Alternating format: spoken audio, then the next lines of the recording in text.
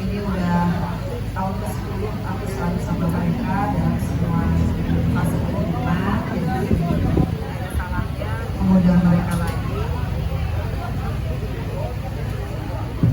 Tidak ada salahnya mengundang mereka lagi di rumah Paso karena terakhir juga waktu pindah ke sini kan belum ada pengajian sama sekali. Jadi syukuran di rumah Paso dan juga insya Allah pengajian untuk kedepannya masih banyak warga yang harus tetap aku perjuangkan dan butuh doa dari anak-anak. Dari dulu emang mama sering ngadain ini sih acara-acara pengajian ya, aku masih kecil sama kakak, jadi emang hal kayak gitu udah rutin mas. Kebetulan baru tahun ini baru sekali ya. Sebenarnya ada kayak rutinitas keluarga dari aku sama ya, dari aku sama kakak masih kecil emang mama bikin acara pengajian, jadi emang itu bukan hal yang baru. tapi untuk tahun ini Dan di rumah habis direnovasi itu baru yang pertama kali sih.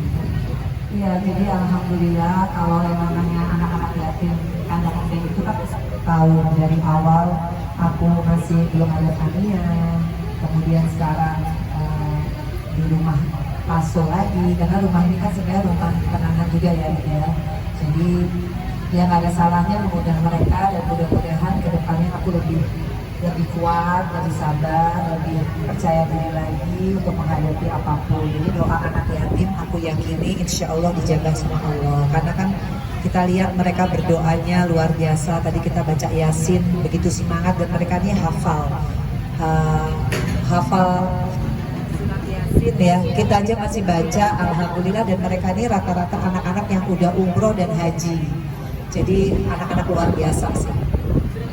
Tadi teman-teman anak ini tadi. Iya, tadi itu 52 anak. Kenapa 52? Karena usiaku tahun ini 51. Jadi harus ditambah 1. Jadi 52. Jadi memang sengaja dari dulu sama Pak Dwi pimpinannya aku selalu bilang kalau bisa anak-anak kecil. Anak-anak yang masih kecil aja udah tadi kan tahajud ya, rajin tahajud, kemudian baca Quran ya. Aku sih sudah merasakan 10 tahun sama mereka didoakan tuh karena mereka semangat ya insya Allah ya. Dan aku kan juga di titik sekarang ini lebih terus mendekatkan diri sama Allah. Sama-sama Roro juga kita di fase yang sama ya Roro. Jadi sama-sama menguatkan kalau malam-malam nggak bisa tidur telepon-teleponan. Ya alhamdulillah punya sister Roro yang rumahnya juga dekat banget gitu. Semua takdir Allah ya itu sih. Kalau lega belum. Saya masih di fase, kalau waktu itu fasenya masih fase survive ya. Kemudian ada fase shock, ada fase kayak menyalahkan diri sendiri. Kalau sekarang di fase yang menumbuhkan kepercayaan diri lagi bahwa ya ini harus aku lewatin. Jadi besok insya Allah kita terapi ya. Gimana Roro? Ya, alhamdulillahirobbilalamin Mbak sayang. Jadi kita tetap terus concern untuk kesehatan psikis Mbak Vena Melinda bersama tim psikolognya Ibu Citra, dokter pribadinya Dokter Niki, dan juga besok ada satu lagi konselor yang expert ya namanya Pak Dispa akan langsung menoterapi khususnya di bidang hipnoterapi. Jadi insya Allah nanti Mbak sayang bisa relax, bisa pelan-pelan merilis insya Allah seluruh rasa trauma, depresi atas KDRT. Karena kita ketahui bersama saya dan juga Mbak Vena Melinda itu belum rilis semuanya sepenuhnya. Jadi korban KDRT itu tidak main-main teman-teman media. Jadi sakitnya, traumanya, dan setiap malam tuh kadang suka aku bangun sendiri masih nge-review segala hal tentang sakit hati itu gitu. Jadi tetap terus konsentrasi untuk bisa menterapi Mbak sayang Mbak Vena Melinda, dan terima kasih atas amanahnya yang akan selalu mengemban amanah ini dengan penuh kasih sayang Nyai kepada Mbak Vena agar supaya kita bisa menyeruakan say no to KDRT kepada teman-teman semua yang di luar sana yang mungkin kurang bisa berani untuk speak up. Kita akan speak up bersama. Iya, alhamdulillah ini terapi yang keberapa ya? 5. Ya, kelima. Dalam Alhamdulillah. 1 bulan. Betul. Jauh, alhamdulillah ya. Pertama aku kan nggak bisa makan, nggak bisa appetite ya, terus nggak bisa tidur yang deep sleep. Tapi sekarang kalau makan udah mulai ada keinginan hari Iya. ini mau makan apa gitu. Tapi Appetite, kalau ya. kalau disuruh ngomong tentang sesuatu hal itu pasti akan cepat nangis ya. Betul. Kalau ada sesuatu yang Iya. ya itu jadi Trigger, Mbak Vena, Iya. trigger, jadi pemicu. Jadi kayak tadi ngeliat anak-anak kecil yang selalu mengiringi aku. Waktu itu kan kakak-kakaknya, karena 10 tahun yang lalu tuh mereka belum lahir kan ya. Jadi terus ngeliat mereka lagi aku kayak deja vu. Karena waktu itu kan aku tahun 2013 tuh ingat banget Januari tuh masih sendirian, baru pisah, kemudian sendirian, anak-anak sempat jauh waktu itu, suffer banget dan mereka lah nih, aku ingat banget aku datang pada bed sampai akhirnya mereka yang datang ke apartemen. Masya Allah. Sampai akhirnya detik ini, tapi dengan peristiwa yang berbeda. Jadi aku insya Allah aku yakin doa mereka, doa keluarga terdekat, doa sahabat yang hadir hari ini, mudah-mudahan kedepannya aku mendapatkan kebahagiaan. Amin ya Rabbal Alamin. Ya pokoknya saya kan sama wartawan udah kayak keluarga ya. Kalau sampai kemarin saya agak nggak mau wawancara, semata-mata saya ingin semuanya kondusif. Tapi saya juga ingin teman-teman wartawan mengawal kasus ini karena wartawan itu dan media memegang peranan yang sangat penting. Saya korban KDRT, begitupun Roro dan juga siapapun di luar sana, teman-teman perempuan. Konsekuensi memang banyak. Kalau kita berani speak up itu banyak. Makanya awal tuh yang harus kita persiapkan adalah mental. Karena yang namanya playing victim, namanya fitnah, namanya berbagai macam itu pasti adalah urutannya. Dan insya Allah tanggal 14 Februari saya minta teman-teman wartawan bila ada waktu kita sama-sama ke Komnas Perempuan. Saya mohon doa dan juga supportnya teman-teman untuk sama-sama kita menginformasikan bahwa KDRT itu bukan aib. KDRT itu adalah pidana. Artinya kalau kita sudah berani speak up, ya konsekuensinya kita harus kuat mental. Meskipun saya juga sering nangis kayak tadi, semata-mata sebetulnya saya masih manusia biasa. Nggak mungkin lah ada orang yang ingin menikah kemudian gagal dan kemudian ceritanya sampai seperti saya, kan nggak mungkin ya. Tapi kalau itu pun terjadi, ya itu sudah satu konsekuensi. Makanya saya bersyukur punya anak-anak yang luar biasa. Kebetulan Feral nggak bisa hadir ya, karena ada acara di Amerika, tapi sudah mensupport. Atala juga datang. Dia selalu ada di saat saya bilang, ya meskipun sibuk ya dek, sibuk cari uang, sibuk macam-macam ya. Tapi Atala selalu ada. Ya itu sih yang menguatkan saya, dan Atala sama Feral tuh nggak pernah menyalahkan mamahnya dengan apa yang sudah terjadi. Dan dia dewasa, dia tidak emosional. Saya selalu lihat ya bagaimana tata cara Atala dan Feral bicara di depan kalian media, tidak terpancing, fokus kepada ibunya, luar biasa ya. Itu yang membuat saya jadi kadang kalau saya drop, saya ngeliat anak-anak saya aja, karena nggak mungkin saya dikasih Allah anugerah ini, peristiwa ini kalau saya nggak mampu.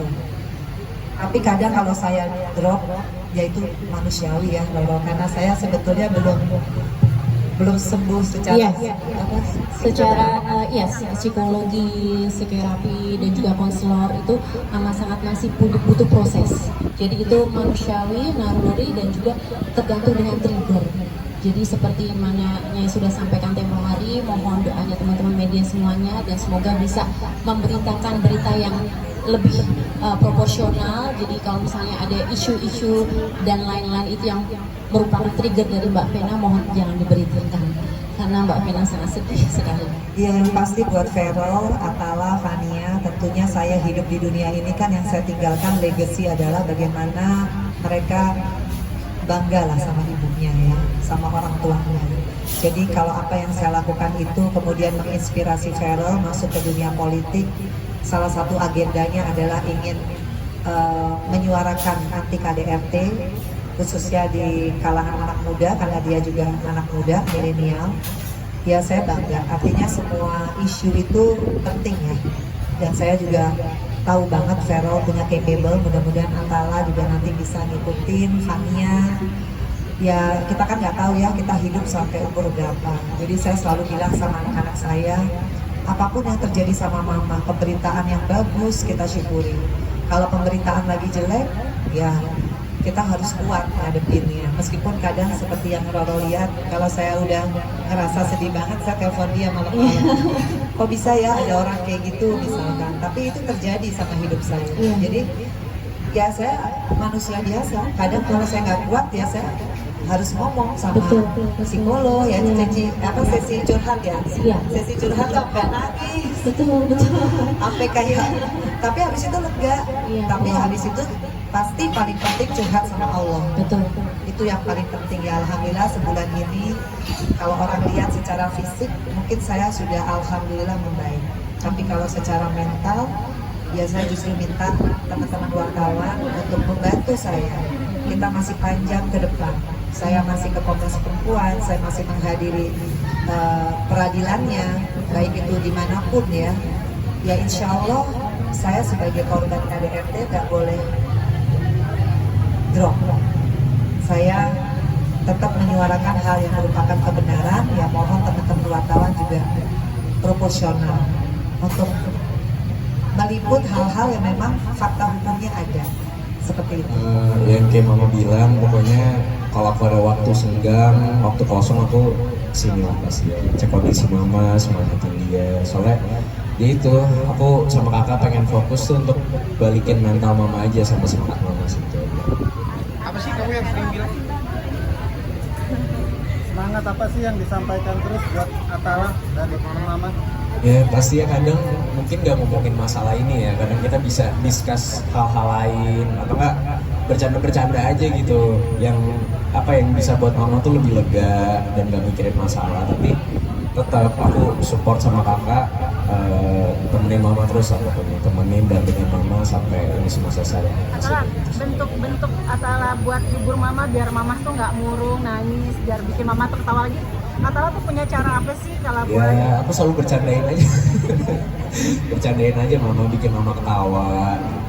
Sama ya makanya hari ini gimana pengen ajak mama mungkin makan bareng, kan udah lama kita nggak makan ya di luar gitu. Itu hal-hal kecil aja sih menurut aku yang bisa bikin mama bahagia. Ya hari ini makanya aku nggak bawa pacar aku sama mama. Iya lah, iya. Mbak Vena gimana tanggapannya dari sisi? Ya pokoknya saya juga terima kasih ya sama teman-teman wartawan. Kalian luar biasa lah, meskipun kita nggak keluarga gitu. Tapi saya ngerasain banget gitu ya, pemberitaan kalian tuh tetap berimbang. Ya apa ya, kalau soal Atala, Vero, Fania tuh udah gift ya dari Allah. Sekarang tinggal gimana saya supaya nggak buruk secara mental, tetap harus kuat buat anak-anakku karena mereka masih butuh aku. Kalau yang gede-gede pasti butuh doa aku, yang kecil Fania pasti butuh aku didik. Jadi ya sekarang di titik terus memacu diri untuk bersyukur. Jadi healing sendiri ya. Kadang kalau sedih ngomong sendiri. Pernah saya juga kalau lagi sedih terus lagi semua pada sibuk gitu, udah ngomongnya sendiri, udah bisa, nggak ada apa-apa gitu. Dan alhamdulillah healing itu juga boleh ya gitu ya, Boleh. kayak ngomong gitu, nggak ada apa-apa gitu. Iya. Paling enggak ada tahap kita untuk bisa mengutarakan apa yang dipendam, karena kalau tidak diutarakan, even itu dengan diri sendiri, kita bisa lebih drop lagi depresinya.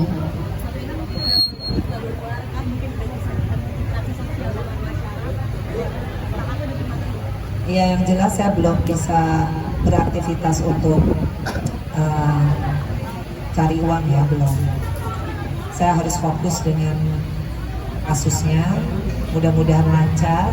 Tapi saya memang alhamdulillah jadi banyak sholat sunnah sih. Kemudian saya udah bilang sama Roro, insya Allah kita ikut pengajian Iya, ya. betul. Iya. Dan kalau yang lain-lainnya saya memang belum bisa untuk terima job juga.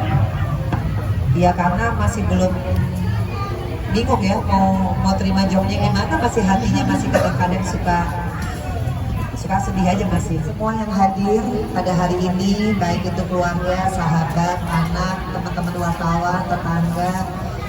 Karena kalau kita berdoa yang baik, insya Allah semuanya kembali baik pada diri kita. Dan yang paling penting saya mohon banget doanya dari semuanya, doa yang tulus tentunya. Khususnya dari teman-teman wartawan, saya rasa kalian punya hati nurani, kalian tahu banget kok. Justru kalian lebih tahu ya, bagaimana peristiwanya, prosesnya, kemudian ke depannya.